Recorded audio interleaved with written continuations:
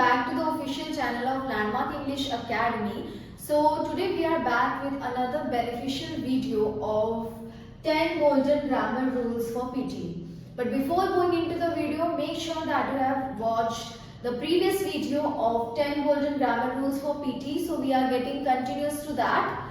So if we talk about the sixth foremost important rule for grammar, that is if there is any blank after a and the आपको पता है कि articles होते हैं, ठीक है। अगर a and the के बाद कोई गैप है, it will be followed by a noun or a adjective. ये किसके थ्रू फॉलो होगा, या तो किसी नाउन के थ्रू या फिर किसी एडजेक्टिव के थ्रू। अब हम दो सिनेरियोज हैं, दो सिनेरियोज को कंपेयर करके देख लेते हैं। If you are talking about noun and adjective तो कैसे फंक्शन करेगा।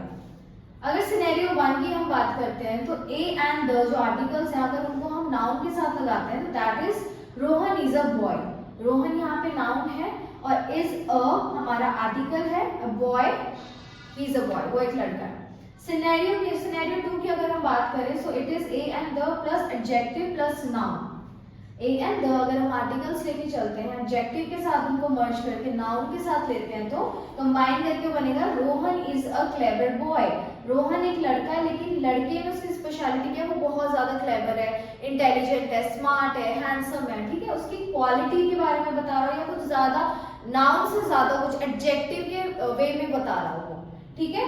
सो अगर हम सिनेरियो 1 को कंपेयर करते हैं, we will definitely get a clarity of the noun and adjective. और एक ये रूल है कि अगर कोई भी ब्लैंक आपका आर्टिकल के बाद आता है तब वो फॉलो किया जाएगा बाय नाउन और एडजेक्टिव।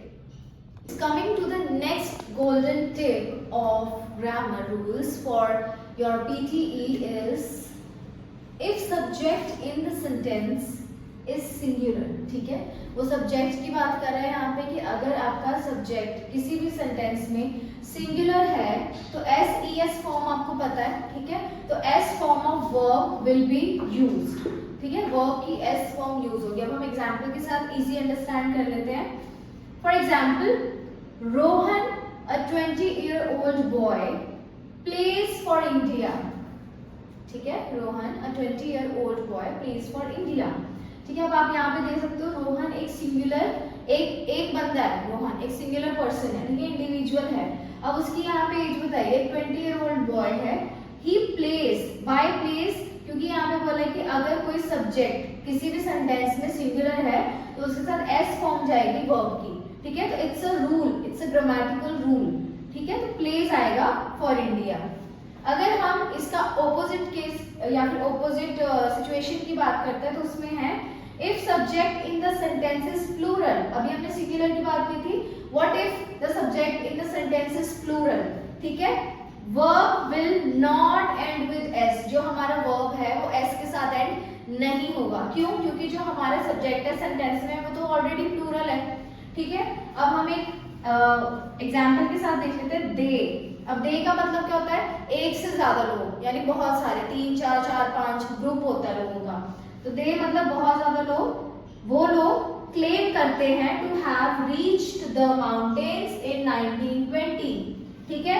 अब आप देख सकते हो यहाँ पे जो हमारा सब्जेक्ट है वो प्लूरल है। प्लूरल है तो हमारा जो वर्ब है वो क्या आ गया, क्लेम आया है, क्लेम्स नहीं आया। They claims, it will be incorrect grammatically, ठीक है। अगर हम ऐसी बात करें, दे claims to have या claim to have reached the mountains in 1920, it will be the right sentence grammatically.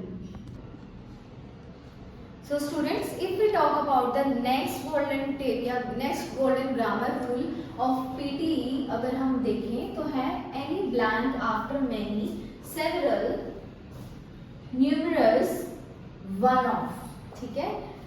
Any blank मतलब कोई भी ब्लैंक आफ्टर यानी बाद में, ठीक है। मैनी, सेवरल या फिर न्यूमरस, ये सिनोनिम्स है। मैनी बहुत ज्यादा, सेवरल भी बहुत ज्यादा, न्यूमरस मतलब नंबर ऑफ, वन ऑफ उनमें से, ठीक है।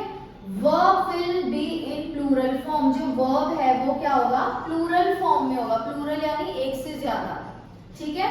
अगर हमारे पास 3 एग्जाम्पल्स है तो let's see. First example is many opportunities are available in the miscommunications field, ठीक है।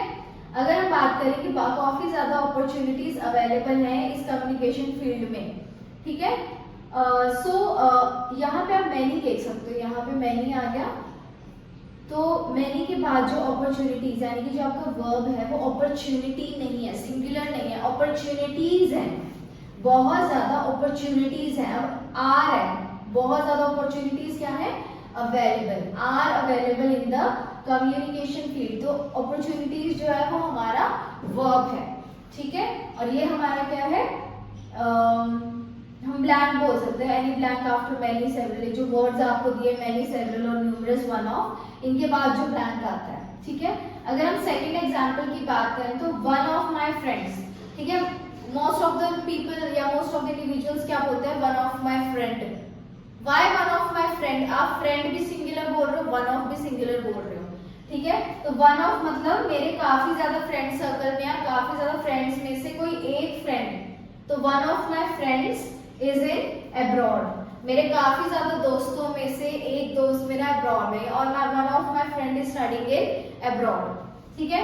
Coming to the next example of your grammar rule, that is numerous examples are available of this misconduct. numerous example यानी number of examples, मतलब numbers होते हैं, मतलब एक नहीं एक से ज्यादा, number of examples are there और examples are available of this misconduct. तो आप यहाँ पे देख सकते हो one of, many, numerous, तीनों चीजें यहाँ पे, many, one of and numerous। इनके बाद वाला जो blank है वो क्या है हमारा, plural है, examples, friends, opportunities, okay. So students, coming to the next step, that is next rule we can say, it's adverb ends in ly। आप सबको पता होगा जो adverb होता है वो ly के साथ end होता है, जैसे कि it's quickly, quick में ly अगर लगा देंगे it's quickly, मतलब वो बहुत तेजी से बहुत quickly अपना खाना खत्म कर लेता है, बहुत quickly खाता है। अगर हम b की बात करें, she is extremely good, extremely ly, अगर ly हम हटा देंगे extreme good, ठीक है।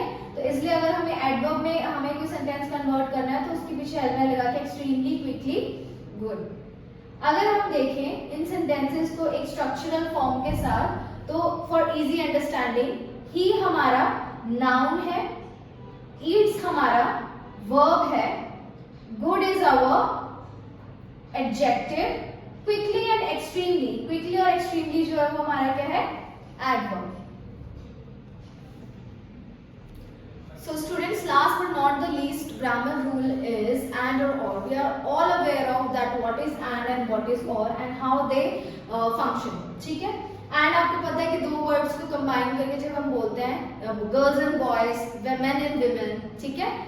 सो वो उसके लिए यूज होता है, और मेनली हमारे पास एक चॉइस होती है, दिस और दैट, आर यू कमिंग और नॉट, ठीक है।